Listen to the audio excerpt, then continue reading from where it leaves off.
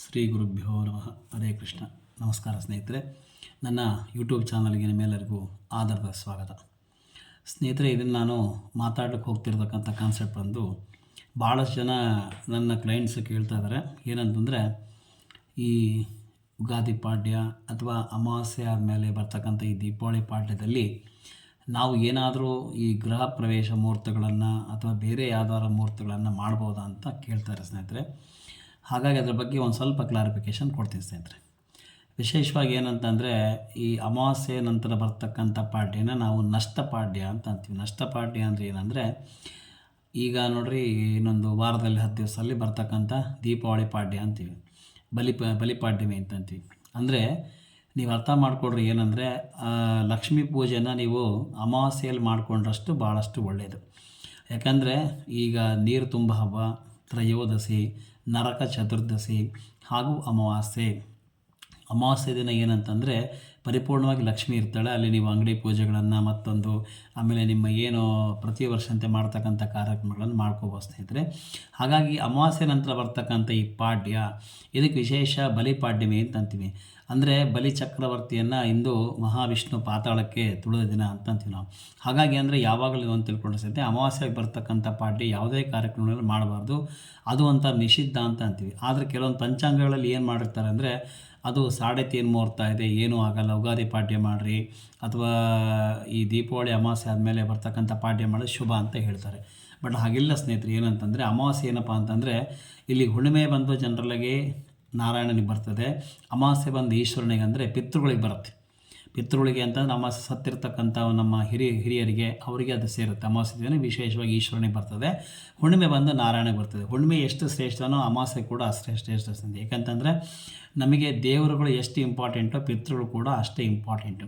ಹಾಗಾಗಿ ಏನಾಗುತ್ತೆ ಅಂತಂದರೆ, ನಾವು ಇಲ್ಲಿ ಈ ಪಾಡ್ಯ ಅಂತಕ್ಕಂಥ ತಿಥಿ ನೋಡಿಕೊಂಡ್ರೆ ಏನಾಗುತ್ತೆ ಅಂದರೆ, ಒಂದೊಂದಕ್ಕೊಂದೊಂದು ಕಾರಣ ಇದೆ.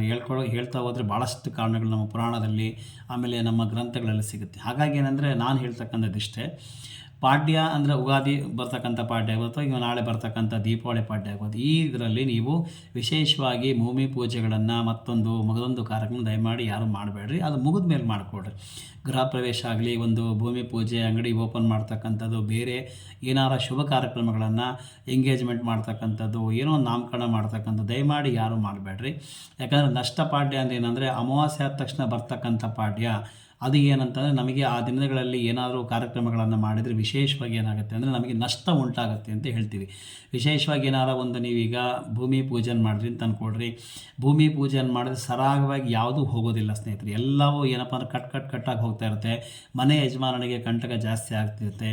ಆಮೇಲೆ ಎಲ್ಲ ನಮ್ಮ ಗ್ರಾಹಕತೆಗಳು ಚೆನ್ನಾಗಿದ್ದೂ ಕೂಡ ಆ ತಿಥಿಗಳಲ್ಲಿ ಪೂಜೆಗಳನ್ನು ಮಾಡಿದ ಪ್ರಭಾವದಿಂದ ಏನಾಗುತ್ತೆ ಅಂದರೆ, ನಮ್ಮ ಮನೆ ಕಟ್ತಕ್ಕಂಥದ್ದು, ಬೇರೆ ಏನೋ ಕಾರ್ಯಕ್ರಮ ಪೂಜೆ ಪುನಸ್ಕಾರ ಮಾಡ್ತಕ್ಕಂಥದ್ದು ಕೂಡ ಅದು ನಿಧಾನವಾಗಿ ಸಾಗಿ ನಮಗೆ ಮತ್ತೆ ತೊಂದರೆ ಕೊಡ್ತಕ್ಕಂಥ ಅವಕಾಶ ಇದೆ. ಹಾಗಾಗಿ ಈ ನಷ್ಟಪಾಡ್ಯ ಅಂದರೆ ಏನಂದರೆ, ಇದರಲ್ಲಿ ಮಾಡ್ತಕ್ಕಂಥ ಕೆಲಸ ನಷ್ಟ ಅಂದರೆ ತುಂಬಲಾರ್ದ ಲಾಸ್ ಅಥವಾ ಹೊಣೆ ಏನಂದ್ರೆ ನಷ್ಟ ಅಂತಂತೀವಿ, ನಷ್ಟ ಆಗುತ್ತೆ ಅಂತಂತೀವಿ. ಹಾಗಾಗಿ ಅಂದರೆ ಈ ತಿಥಿಗಳಲ್ಲಿ ದಯಮಾಡಿ ಯಾರೂ ಮಾಡ್ಲಿಕ್ಕೆ ಹೋಗಬೇಡ್ರಿ. ನಿಮಗೆ ಮುಂದೆ ಬೇಕಾದಷ್ಟು ಮುಹೂರ್ತಗಳು ಸಿಗುತ್ತೆ. ಈ ದೀಪಾವಳಿ ಅಮಾವಾಸ್ಯೆ ಆದಮೇಲೆ ಏನಂದರೆ ಪಾಡ್ಯದಲ್ಲಿ ಕೂಡ, ಪಾಡ್ಯ ಆದಮೇಲೆ ಅಪ್ಟು ನಿಮಗೆ ಮಾರ್ಗಶಿರ ಮಾಸ ಶುಕ್ಲ ಪಕ್ಷ, ಕೃಷ್ಣ ಪಕ್ಷ, ಷಷ್ಠಿ ಅಥವಾ ಸಪ್ತಮಿ ತನಕ ಕೂಡ ನಾವು ಇಲ್ಲಿ ಗೃಹ ಪ್ರವೇಶ ಮಾಡಲಿಕ್ಕೆ ಮುಹೂರ್ತಗಳು ಸಿಗುತ್ತೆ. ಹಾಗಾಗಿ ಯಾರು ಗಾಬರಿ ಪಡ್ತಕ್ಕಂಥದ್ದು ಅವಶ್ಯಕತೆ ಇಲ್ಲ. ಆಮೇಲೆ ಇನ್ನೊಂದು ಏನಾಗಿದೆ, ಇನ್ನೂ ಸ್ವಲ್ಪ ಜನ ಕನ್ಫ್ಯೂಷನ್ಸ್ಗೆ ಏನು ಕೇಳಿದ್ದಾರೆ ಅಂದರೆ, ಅಮಾವಾಸ್ಯೆ ದಿವಸ ಲಕ್ಷ್ಮೀ ಪೂಜೆ ಮಾಡಿದರೆ ಶ್ರೇಷ್ಠನೋ ಅಥವಾ ಪಾಡ್ಯ ದಿವಸ ಲಕ್ಷ್ಮೀ ಪೂಜೆ ಮಾಡಿದರೆ ಶ್ರೇಷ್ಠನೋ ಅಂತ ಕೇಳಿದ್ದಾರೆ. ಹಾಗಾಗಿ ನಮ್ಮನೆ ಪದ್ಧತಿಗಳಲ್ಲಿ ಅಮಾವಾಸ್ಯೆಗೆ ಮಾಡ್ತಾ ಬಂದಿದ್ದೀವಿ, ನಮ್ಮ ದೊಡ್ಡವರೆಲ್ಲ ಪಾಡ್ಯ ಮಾಡ್ತಾ ಬರ್ತಿದ್ರು ಅಂತ ಹೇಳ್ತಾಯಿದ್ರು. ಹಾಗಾಗಿ ಏನಂದರೆ, ಇಲ್ಲಿ ಅಮಾವಾಸ್ಯೆ ಮಾಡ್ತಕ್ಕಂಥ ಪೂಜೆ ಯಾವಾಗಲೂ ಸಾಯಂಕಾಲ ಮಾಡಬೇಕು. ಬೆಳಗ್ಗೆ ಮಾಡಿದ್ರೆ ಫಲ ಇರೋಲ್ಲ ಸ್ನೇಹಿತರೆ.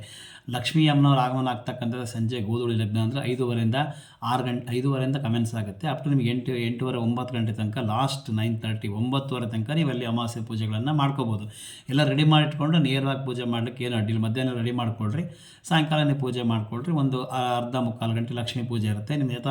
ನಿಮ್ಮ ಪ್ರತಿ ವರ್ಷದಂತೆ ಏನು ಪೂಜೆ ಪುನಸ್ಕಾರಗಳನ್ನು ಏನು ಮಾಡ್ತಿರೋ, ಕುಂಬಳಕಾಯಿ ಹೊಡೆಯೋದು, ಮಗದೊಂದು ಪಟಾಕಿ ಹೊಡೆಯೋದೆಲ್ಲ ಮಾಡ್ಬೋದು. ಪಾಡ್ಯ ಮಾಡ್ತಕ್ಕಂಥದ್ದು ಏನಂದರೆ ಕೆಲವೊಂದು ಬಾರಿ ವ್ಯವಹಾರಗಳಲ್ಲಿ ಆರ್ಥಿಕ ನಷ್ಟ ಉಂಟಾಗ್ಬೋದು. ಆಮೇಲೆ ಪಾಡ್ಯ ಮಾಡ್ತಕ್ಕಂಥವ್ರಿಗೆ ಏನಂದರೆ ಸ್ವಲ್ಪ ಬರ್ತಾ ಬರ್ತಾ ಬರ್ತಾ ಅವರು ಒಂದು ಬಿಸ್ನೆಸ್ ವ್ಯವಹಾರಿಕ ಸ್ಥಿತಿ ಸ್ವಲ್ಪ ಕಡಿಮೆ ಇಳಿಮುಖಾಗ್ತಾ ಬರ್ತದೆ. ಆವಾಗ ಏನಾಗುತ್ತೆ ಅಂದರೆ ಪಾಡ್ಯ ಕೆಲವರು ಬೆಳಗ್ಗೆ ಮಾಡ್ತಾರೆ, ಕೆಲವೊಬ್ಬರು ಸಾಯಂಕಾಲ ಮಾಡ್ತಾರೆ. ಆ್ಯಕ್ಚುಲಿ ಪಾಡ್ಯ ತಿಥಿ ಏನಂದರೆ ಅಗ್ನಿ ಇಂಥದಕ್ಕೆ. ಆ ಅಗ್ನಿ ತಿಥಿ ಏನಂದರೆ ಸೂರ್ಯ ಅಂದೇನಪ್ಪ ಅಂದ್ರೆ ಸೂರ್ಯನಿಂದ ಆ್ಯಕ್ಚುಲಾಗಿ ಬೆಳಗಿನ ಜಾವ ಸಾಧ್ಯವಾದ ಮಟ್ಟಿಗೆ ತೀರಾ ನಿಮ್ಮ ಮನೆ ಅಥವಾ ನಿಮ್ಮ ಕುಟುಂಬದ ಪದ್ಧತಿ ಅಥವಾ ಪಾರಂಪರಿಕ ಪದ್ಧತಿ ಇತ್ತು ಅಂತಂದರೆ ಅಟ್ಲೀಸ್ಟ್ ಪಾಡ್ಯ ನೀವೇನಾರು ಪೂಜೆಗಳನ್ನು, ಲಕ್ಷ್ಮೀ ಪೂಜೆಗಳನ್ನು ಮತ್ತೊಂದು ಮುಗಿದೊಂದು ಏನಾದ್ರು ಮಾಡೋದಾದರೆ ಆದಷ್ಟು ಮಟ್ಟಿಗೆ ಬೆಳಗಿನ ಜಾವ ಅಂದರೆ ಒಂದು 8:30 9 ಗಂಟೆಯಿಂದ ಪ್ರಾರಂಭ ಮಾಡಿ 12 ಗಂಟೆ ಒಳಗೆ ಮುಗಿಸ್ಬಿಡ್ರಿ. ಬೆಸ್ಟ್ 12 ಹೊತ್ತು ಲಾಸ್ಟ್ ಅಭಿಜಿನ್ ನಕ್ಷತ್ರ ಅಥವಾ ಅಭಿಜಿನ್ ಲಗ್ನ ಅಂತ ಅಂತೀವಿ ನಾವು. ಅಲ್ಲಿ 1 ಗಂಟೆ ಒಳಗೆ ಮುಗಿಸ್ಬೋದು. ಮತ್ತೆ ಪಾಡ್ಯ ಸಾಯಂಕಾಲ ಮಾಡಿದರೆ ಏನಾಗುತ್ತೆ ಅಂದರೆ ಸೂರ್ಯನಿಗೂ ಶನಿಗೂ ಅಲ್ಲಿ ಆಗಿ ಬರೋದಿಲ್ಲ. ಇದು ಏನಂದರೆ ಸಾಯಂಕಾಲ ಬಂದು ಶನಿ ಅಧಿಪತಿ ಕತ್ಲಾಗುತ್ತೆ, ಬೆಳಗ್ಗೆ ಬಂದು ಸೂರ್ಯನ ಅಧಿಪತಿ. ಹಾಗಾಗಿ ಏನಂದರೆ ಈ ಪಾಡ್ಯದಲ್ಲಿ ಮಾಡ್ತಕ್ಕಂಥ ಕೆಲವೊಂದು ವಿಚಾರಧಾರೆಗಳು ಕೂಡ ನಮಗೆ ಮುಂದೆ ನಮ್ಮ ವ್ಯವಹಾರದಲ್ಲಿ ಅಥವಾ ಮತ್ತೊಂದು ಏನೋ ಸಮಸ್ಯೆಗಳಾಗಿ ತೊಂದರೆಗಳಾಗುತ್ತೆ ಅಂತ ನಾವು ಭಾಳಷ್ಟು ನನ್ನ ಕ್ಲೈಂಟ್ಸ್ ನೋಡಿದ್ದೀನಿ ಸ್ನೇಹಿತರೆ. ಹಾಗಾಗಿ ಇನ್ನೊಂದು ಏನಾಗುತ್ತೆ, ಈ ಪಾಡ್ಯ ತಿಥಿಯಲ್ಲಿ ಕೆಲವೊಬ್ಬರು ನಾಮಕರಣಗಳು ಮಾಡ್ತಾರೆ, ಮಕ್ಕಳ ಆಯುಷ್ಯಗಳು ಕಡಿಮೆ ಆಗ್ತಕ್ಕಂಥದ್ದು, ಮಕ್ಕಳಿಗೆ ಅನಾರೋಗ್ಯ ಬರ್ತಕ್ಕಂಥ. ಸೂರ್ಯ ಏನೆಂದರೆ ಅಗ್ನಿ ತತ್ವದಿಂದ ಬರ್ತಕ್ಕಂಥ ಕಾರ್ಯಗಳಾಗ್ಬೋದು, ಅಥವಾ ಸೂರ್ಯ ಅಂದರೆ ಪಿತೃಕಾರಕ ಅಥವಾ ಆತ್ಮಕಾರಕ ಅಂತ ತಂದೆಗೆ ಏನಾರು ತೊಂದರೆ ಆಗ್ತಕ್ಕಂಥದ್ದು. ಆಮೇಲೆ ಅವ್ರಿಗೇನಾರ ಕೆಲವೊಂದು ಆರೋಗ್ಯ ತೊಂದರೆಗಳು ಬಂದು ಏನಾರು ಜೀವಕ್ಕೆ ಹಾನಿ ಆಗ್ತಕ್ಕಂಥದ್ದು ಕೂಡ ಇರ್ತದೆ. ಇನ್ನು ನಾಮಕರಣಗಳನ್ನು ಮಾಡಿದ ಮೇಲೆ ಕೆಲವೊಬ್ರು ಏನು ಮಾಡ್ತಾರೆ, ಅವತ್ತು ವಿವಾಹ ಅಂದರೆ ಈ ಲಗ್ನ ಪತ್ರಿಕೆ ಬರೆಸ್ತಕ್ಕಂಥದ್ದು, ಅಥವಾ ಏನಾರ ವಿವಾಹ ನಿಶ್ಚಿತಾರ್ಥ ಅಂದರೆ ಎಂಗೇಜ್ಮೆಂಟ್ ಅಂತ ನೀವು ಅಂತೀರಲ್ವ, ಅದರಲ್ಲಿ ಅದು ಕೂಡ ಮಾಡಬಾರ್ದು ಸ್ನೇಹಿತರೆ ಪಾಡ್ಯದಲ್ಲಿ. ವಿಶೇಷವಾಗಿ ಏನಂದರೆ ನಾಮಕರಣ ಮಾಡಿದರೆ ಮಕ್ಕಳ ಆಯುಷ್ಯ ಕಡಿಮೆ ಆಗುತ್ತೆ, ಅದರಿಂದ ತಂದೆಗಳ ತೊಂದರೆ ಉಂಟಾಗುತ್ತೆ. ಆಮೇಲೆ ಏನಂದರೆ ಆ್ಯಕ್ಚುಲಿ ಮದುವೆಗೆ ಬಂದು ಕಾರಕ ಸೂರ್ಯ ಪಾಪಗ್ರಹ ಅಂತ ನಾವು ಹೇಳ್ತೀವಿ. ಬಟ್ ಆ್ಯಕ್ಚುಲಿ ಸೂರ್ಯ ಪಾಪಗ್ರಹ ಕಾರಕ ಅಲ್ಲ, ಯಾಕಂದರೆ ಜಗತ್ತಿಗೆ ಬೆಳಕು ಕೊಡ್ತಕ್ಕಂಥ ಭಗವಂತವನು. ಬಟ್ ವಿವಾಹಕ್ಕೆ ಸಂಬಂಧಪಟ್ಟಂಗೆ ಕಳತ್ರ ಕಾರಕ ದೋಷ ಅಂತಂತೀವಿ. ಕಳತ್ರ ಕಾರಕ ದೋಷ ಅಂದರೆ ಒಂದೇನು ಸ್ನೇಹಿತರೆ ಅಂದರೆ ಇಬ್ಬರು ಹೆಂಡತಿರಿರ್ತಕ್ಕಂಥದ್ದು, ಮದುವೆ ಆದಮೇಲೆ ಏನಾದ್ರು ಅಫೇರಿಸ್ತಕ್ಕಂಥದ್ದು ನಾವು ಪರ್ಫೆಕ್ಟಾಗಿ ಹೇಳ್ಬೋದಾಗುತ್ತೆ. ಇಲ್ಲಿ ಸೂರ್ಯನಿಗೆ ಏನಾಗುತ್ತೆ ಅಂತಂದರೆ ಸೂರ್ಯನ ತಂದೆ ಆ್ಯಕ್ಚುಲಿ ಏನಪ್ಪ ಅಂತಂದರೆ ಇಲ್ಲಿ ಬಂದು ಅವರು ಏನಂದರೆ ಋಷಿ ಇರ್ತಾರೆ, ಕಶ್ಯಪ ಋಷಿ ಅಂತ. ಅವ್ರದ್ದೇನು ಇಲ್ಲಿ ಸಮಸ್ಯೆ ಇರೋದಿಲ್ಲ. ಕಶ್ಯಪ ಋಷಿಗಳೆಲ್ಲ ಭಾಳಷ್ಟು ಪರ್ಫೆಕ್ಟ್ನೆಸ್ ಆಗಿ ಸೂರ್ಯನಿಗೆ ಎಲ್ಲ ಥರದಲ್ಲೂ ಕೂಡ ಅಂದರೆ ಸಹಕಾರ ಸಪೋರ್ಟ್ ಮಾಡ್ತಕ್ಕಂಥ ಬರ್ತಿದ್ದಾರೆ. ಬಟ್ ಇಲ್ಲಿ ಸೂರ್ಯ ಏನಾಗ್ತಾನೆ ಅಂದರೆ ಅವರ ಅಣ್ಣದೇ ಇರ್ತಕ್ಕಂಥದ್ದು ಒಂದು ಬಾರಿಗೆ ಅಗ್ನಿ ತತ್ವ ತಳ್ಕೊಳಕ್ಕಾಗದಾಗ ಏನಾಗುತ್ತೆ, ಛಾಯಾ ಅಂತ ಒಂದು ನೆರಳನ್ನು ಬಿಟ್ಟು ಹೋಗಿರ್ತಾಳೆ. ಆ ಮಗು ಹುಟ್ಟಿರ್ತಕ್ಕಂಥ ಶನಿ ಅಂತ ನಿಮಗೆಲ್ಲ ಗೊತ್ತಿದೆ, ನೋಡಿರ್ತೀರಿ. ಹಾಗಾಗಿ ಏನಂದರೆ ಇಲ್ಲಿ ಕಳತ್ರಕಾರಕ ದೋಷ ಅಂದರೆ ಒಂದೇ ಹೆಂಡತಿ 2 ರೂಪ ಅಂತ ನಾವು ಇಲ್ಲಿ ಅನ್ಬೇಕಾಗುತ್ತೆ. ಹಾಗಾಗಿ ಇಲ್ಲಿ ಏನಾಗುತ್ತೆ ಅಂದರೆ ಈ ದಿನಗಳಲ್ಲಿ ಏನಾದರೂ ವಿಶೇಷವಾಗಿ ಮಾಡಿದರೆ ಈ ಶನಿ ದೋಷ ಅನ್ನೋದು ಕೂಡ ಅಲ್ಲಿ ನಷ್ಟ ಪಾಡ್ಯದಲ್ಲಿ ಬಂದರೆ ಅಂದರೆ ಪಾಡ್ಯದಲ್ಲಿ ಮಾಡಿದ್ರೆ ಶುರುವಾಗುತ್ತೆ ಅಂತ ಹೇಳ್ತೀವಿ. ಹಾಗಾದರೆ ಪಾಡ್ಯದಲ್ಲಿ ಪ್ರತಿಪದ ಅಂದರೆ ಅಮಾವಾಸ್ಯೆಯಾಗಿ ಬರ್ತಕ್ಕಂಥ ಮೊದಲನೇದು ಅಥವಾ ಹುಣ್ಣಿಮೆ ಆಗಿ ಬರ್ತಕ್ಕಂಥ ಮೊದಲನೇ ಪಾಡ್ಯನ ನಾವಿಲ್ಲಿ ಜನರಲಾಗಿ ಯಾವುದೇ ಶುಭ ಕಾರ್ಯಗಳನ್ನು ಮಾಡಬಾರ್ದು, ವರ್ಜ್ಯತೆ ಅಂತ ಹೇಳ್ತಾರೆ. ಆದರೆ ಕೆಲವೊಬ್ಬರಿಗೆ ಅದೇನು ಅರ್ಥ ಆಗಲ್ಲ ಸ್ನೇಹಿತರೆ, ಅವರು ಪಾಡಿಗೆ ಮಾಡ್ಕೊತಿರ್ತಾರೆ. ಬಟ್ ನನ್ನ ಪ್ರಕಾರ ನಮ್ಮ ಜಾತಕದ ನಮ್ಮ ಕ್ಲೈಂಟ್ಸ್ ಭಾಳಷ್ಟು ಕಷ್ಟಗಳನ್ನು ಅನುಭವಿಸಿದ್ದಾರೆ. ಹಾಗಾಗಿ ಏನಂದರೆ ದಯಮಾಡಿ ಯಾರೂ ಈ ತಪ್ಪು ತಿಳ್ಕೊಬೇಡ್ರಿ. ಇಲ್ಲಿ ನಷ್ಟಪಾಡ್ಯ ಅಂದರೆ ಏನಂದರೆ ಈ ಚಿಕ್ಕ ಉದಾಹರಣೆ ಹೇಳಿದ್ನಲ್ಲ ಆವಾಗಲೇ, ಏನಂದರೆ ಬಲಿಪಾಡ್ಯಮಿ ದಿವಸ ಏನಂದರೆ ಭಗವಂತ ವಿಷ್ಣುವು ತ್ರಿವಿಕ್ರಮನ ಅವತಾರ ತಾಳಿ ಬಲಿ ಚಕ್ರವರ್ತಿಯನ್ನು ದಾನ ಕೇಳ್ತಾನೆ. ಕೊನೆಗೆ ದಾನ ಕೊಡೋಕ್ಕಾಗದಾಗ ಅವ್ನ ತಲೆ ಮೇಲೆ ಕರೆಕ್ಟಾಗಿ ಅವ್ನು ಪಾತಾಳಕ್ಕೆ ಕುಸಿತಾನೆ.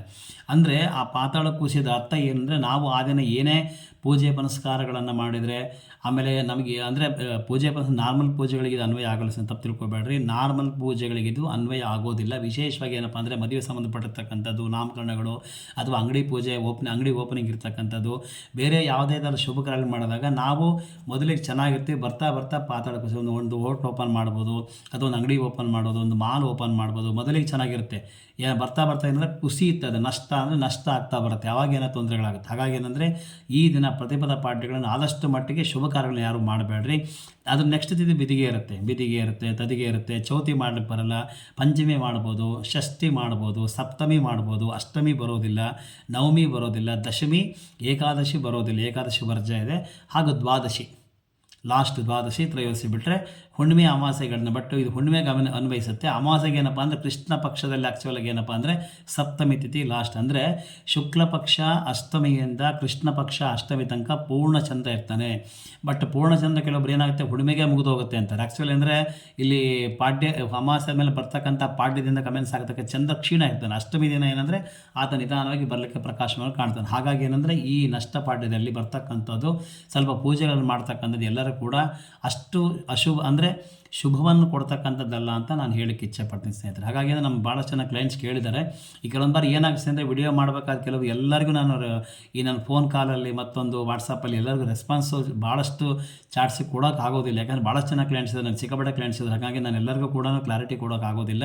ಹಾಗಾಗಿ ಅಂದರೆ ಕೇಳ್ತಕ್ಕಂಥ ಎಲ್ಲ ನನ್ನ ಕ್ಲೈಂಟ್ಸಿಗೆ ವಿಶೇಷವಾಗಿ ಹೇಳ್ಬೇಕಂದ್ರೆ ನಾನು ಬೆಂಗಳೂರು ಕ್ಲೈಂಟ್ಸ್ಗಳಿಗೆಲ್ಲ ಹೇಳ್ತಾ ಇದ್ದೆ, ದಯಮಾಡಿ ಈ ದಿನ ಏನಪ್ಪ ಅಂದರೆ ಪ್ರತಿಪದ ಪಾಡ್ಯ ಅಂದರೆ ಹುಣ್ಣಿಮೆ ಆದಮೇಲೆ ಮೊದಲನೇ ದಿನ ಅಥವಾ ಅಮಾವಾಸ್ಯೆ ಮೊದಲನೇ ಯಾವುದೇ ಶುಭ ಕಾರ್ಯಕ್ರಮ ದಯಮಾಡಿ ಮಾಡಬೇಡ್ರಿ. ಅದು ನಷ್ಟ ಅಂದರೆ ಮೊದಲಿಗೆ ಚೆನ್ನಾಗಿರುತ್ತೆ, ಕ್ರಮೇಣ ಅದು ಹಿಡಿತಾ ಅದರ ಶಕ್ತಿ ಅಥವಾ ಕುಂದುತ್ತೆ ಅಂತ, ಅದು ನಷ್ಟ ಆಗುತ್ತೆ ಅಂತ ಹೇಳ್ತೀವಿ. ಹಾಗಾಗಿ ಅದನ್ನು ಬಿಟ್ಟು ಬೇರೆ ಯಾವ ದಿವಸ ಬೇಕಾದ್ರೂ ಮಾಡಿಕೊಡ್ರಿ. ಅದರಲ್ಲಿ ವಿಶೇಷ ಬೆಂಗಳೂರಿನ ಒಂದು ಭಾಳಷ್ಟು ಜನ ಕ್ಲೈಂಟ್ಸ್ ಕೇಳಿದ್ದಾರೆ. ಅಂದರೆ ಈಗ ನಾನು ಮೊದಲಿಗೆ ಅಮಾವಾಸ್ಯೆ ಪೂಜೆ ಮಾಡ್ತಾಯಿದ್ದೆ, ಲಕ್ಷ್ಮೀ ಪೂಜೆ ಅಂಗಡಿ ಓಪನಿಂಗ್ ಇದ್ದಾಗ. ಈಗ ಪಾಡ್ಯ ಮಾಡ್ತಾ ಬಂದಾಗ ನಾನು 2-3 ವರ್ಷದಿಂದ ಸ್ವಲ್ಪ ವ್ಯವಹಾರ ಕಡಿಮೆ ಆಗಿದೆ ಅಂತ ಹೇಳ್ತಿದ್ದಾರೆ. ದಯಮಾಡಿ ಒಂದು ತಿಳ್ಕೊಳ್ರಿ, ನಿಮ್ಮ ಲಕ್ಷ್ಮೀ ಪೂಜೆಯನ್ನು ಅಮಾವಾಸ್ಯೆಗೆ ಸೀಮಿತ ಮಾಡಿಕೊಡ್ರಿ.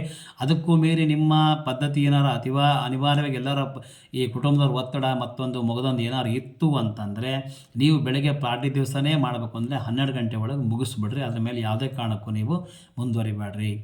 ಅದು ಅರ್ಥ ಸ್ನೇಹಿತರೆ. ಏನಂತಂದರೆ ನಷ್ಟಪಾಡ್ಯ ಅಂದರೆ ನಮಗೇನಂದರೆ ಅದರಿಂದ ಉಂಟಾಗ್ತಕ್ಕಂಥ ಕಷ್ಟಗಳನ್ನು ನಷ್ಟಗಳನ್ನು ಭರಿಸ್ತಕ್ಕಂಥ ತಿಥಿ ಅದು. ಅದರ ತಿಥಿ ಅಧಿಪತಿ ಬಂದು ಅಗ್ನಿ ಅಂದರೆ ನಥಿಂಗ್ ಬಟ್ ಸೂರ್ಯ. ಹಾಗಾಗಿ ಏನಾಗುತ್ತೆ ಅಂದರೆ ಇಲ್ಲಿ ನಾವು ಆ ದಿನ ಒಂದು ಬಿಟ್ಟು ಉಳಿಕೆ ಅದು ಏನು ಬೇಕಾದ್ರೆ ನೀವು ಮಾಡಿಕೊಡ್ರಿ ಅಂತಂದು ಹೇಳಿದ್ರೆ ಸ್ನೇಹಿತರೆ. ವಿಶೇಷವಾಗಿ ಗೃಹ ಪ್ರವೇಶಗಳಾಗ್ಬೋದು, ಭೂಮಿ ಪೂಜೆಗಳಾಗ್ಬೋದು, ಆಮೇಲೆ ಬಾಗಿಲು ಪೂಜೆಗಳಾಗ್ಬೋದು, ನಾಮಕರಣ ಪೂಜೆಗಳಾಗ್ಬೋದು, ಉಪನಯನ ಆಗ್ಬೋದು, ಅಂಗಡಿ ಓಪನಿಂಗ್ ಆಗ್ಬೋದು, ಆಮೇಲೆ ವಿಶೇಷವಾಗಿ ಮದುವೆಗಳಂತೂ ಮಾಡೋದು ಭಾಳ ಕಡಿಮೆ ಅಮಾವಾಸ್ಯೆ. ಯಾಕೆಂದರೆ ಅಲ್ಲಿ ಅಂದ್ರಗಿಂತ ಹಾಕಬೇಕು, ಅಮಾವಾಸ್ಯೆ ಮದುವೆಗಳು ಭಾಳಷ್ಟು ಕಡಿಮೆ ಮಾಡೋಕ್ಕಲ್ಲ. ಇನ್ನು ಉಳಿಕೆಯಾದಿಂದ ಶುಭ ಕಾರ್ಯಗಳು, ಅಂಗಡಿ ಓಪನ್ ಮಾಡಿದೆ, ಹೋಟ್ಲ್ ಓಪನ್ ಮಾಡಿದೆ, ಇನ್ನೊಂದು ಆಫೀಸ್ ಓಪನ್ ಮಾಡಿದೆ, ಈ ಥರದ್ದೆಲ್ಲ ಇಟ್ಕೊಂಡಿರ್ತಾರೆ. ಹಾಗಾಗಿ ಏನಂದರೆ ಆದಷ್ಟು ಮಟ್ಟಿಗೆ ಅವಾಯ್ಡ್ ಮಾಡಿಕೊಳ್ರಿ. ಪಾಡ್ಯ ಬಿಟ್ಟು ಬೇರೆ ಯಾವ ತಿಥಿಗಳಲ್ಲಿ ಬೇಕಾದ್ರೂ ಬಿದಿಗೆಯಿಂದ ಕಮೆಂಟ್ಸ್ ಆಗುತ್ತೆ, ತಿಥಿಗಳು ಬೇಕಾದ್ರೆ ಸಿಗುತ್ತೆ. ಕೆಳಗಡೆ ನನ್ನ ಯೂಟ್ಯೂಬ್ ಚಾನಲ್ ಕೆಳಗಡೆ ನನ್ನ ನಂಬರ್ ಹಾಕಿದ್ದೀನಿ. ಅದೇನೋ ತೀರಾ ಎಮರ್ಜೆನ್ಸಿ ಇತ್ತು ಅಂದರೆ ನನ್ನ ನಂಬರ್ ಹಾಕಿದ್ದೀನಿ, ನೀವು ಕಾಂಟ್ಯಾಕ್ಟ್ ಮಾಡಿ ಅದ್ರ ಬಗ್ಗೆ ನಾನು ವಿಶೇಷವಾದ ಮಾಹಿತಿ ಹೇಳ್ತೀನಿ ಸ್ನೇಹಿತರೆ. ಹಾಗಾಗಿ ಈ ಬರ್ತಕ್ಕಂಥ ದೀಪಾವಳಿ ನಿಮ್ಮೆಲ್ಲರಿಗೂ ಶುಭವನ್ನುಂಟು ಮಾಡಲಿ ಅಂತ ನಾನು ಬಯಸ್ತೇನೆ. ಹಾಗೂ ಎಲ್ಲ ನನ್ನ ಕ್ಲೈಂಟ್ಸಿಗೆ ವಿಶೇಷವಾಗಿ ಆಯುಷ್ ಆರೋಗ್ಯ ಕೊಟ್ಟು ಭಗವಂತನ ನನ್ನ ಆರಾಧ್ಯ ದೇವ ಕೃಷ್ಣ ಎಲ್ಲರಿಗೂ ಒಳ್ಳೇದು ಮಾಡಲಿ. ವಿಶೇಷವಾಗಿ ಹೇಳ್ತಿರೋದೇನು ಮತ್ತೊಮ್ಮೆ ಹೇಳ್ತೀನಿ, ದಯಮಾಡಿ ತಪ್ಪು ತಿಳ್ಕೊಬೇಡ್ರಿ.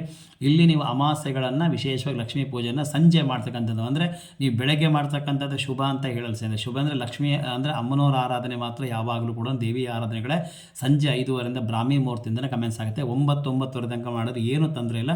ಅಷ್ಟರೊಳಗೆ ನೀವು ನಾರ್ಮಲ್ ಪೂಜೆ, ಅದೇನು ಗಂಟೆಗಟ್ಟಲೆ 2 ಗಂಟೆಗಟ್ಟಲೆ 3 ಗಂಟೆಗಟ್ಟಲೆ ಪೂಜೆ ಇರೋದಿಲ್ಲ. ನಥಿಂಗ್ ಬಟ್ ಒಂದು 3/4 ಗಂಟೆಯಲ್ಲಿ ಮುಗಿತದೆ. ಶಾಸ್ತ್ರೋಕ್ತ ನೀವೇನಾರ ಪಾರಾಯಣ ಗಿರಣ ಮಾಡಿಸಿದ್ರೆ 1.5 ಗಂಟೆ, ಇಲ್ಲ ಶಾರ್ಟಾಗಿ ಮಾಡಿದರೆ ಒಂದು ಅರ್ಧ ಗಂಟೆ, ಬೇಡ 3/4 ಗಂಟೆ ಪೂಜೆ ಮುಗಿತದೆ. ನೀವು ಕುಂಬಳಕಾಯಿ ಪಟಾಕಿ ಕೊಡ್ಕೊಂಡು 1-1.5 ಗಂಟೆ ಮುಗಿದೋಗಿಸ್ತದೆ. ಹಾಗಾಗಿರಲಿಲ್ಲ. ಆದಷ್ಟು ಮಟ್ಟಿಗೆ ಈ ಬರ್ತಕ್ಕಂಥ ದೀಪಾವಳಿ ಲಕ್ಷ್ಮೀ ಅಮ್ಮನವರು ನಿಮ್ಮೆಲ್ಲರ ಆಸೆಗಳು ಈಡೇರಿಸಲಿ. ವಿಶೇಷವಾಗಿ ಮಾಡ್ತಕ್ಕಂಥ ನಿಮ್ಮ ಅಂಗಡಿ ಮಳಿಗೆಗಳು ಪೂಜೆಗಳು ಅಥವಾ ಏನಾರು ಮತ್ತೊಂದಿತ್ತು ಅಂದರೆ ಅದರಿಂದ ಲಕ್ಷ್ಮೀ ಅಭಿವೃದ್ಧಿಯಾಗಿ ನಿಮ್ಮೆಲ್ಲರ ಕುಟುಂಬ ಚೆನ್ನಾಗಿರಲಿ ಅಂತ ಬಯಸ್ತಾ ಈ ದಿನ ಸಂಚಿಕೆಯನ್ನು ಮುಗಿಸ್ತಾ ಸ್ನೇಹಿತರೆ. ಎಲ್ಲರಿಗೂ ನಮಸ್ಕಾರ. ಹರೇ ಕೃಷ್ಣ.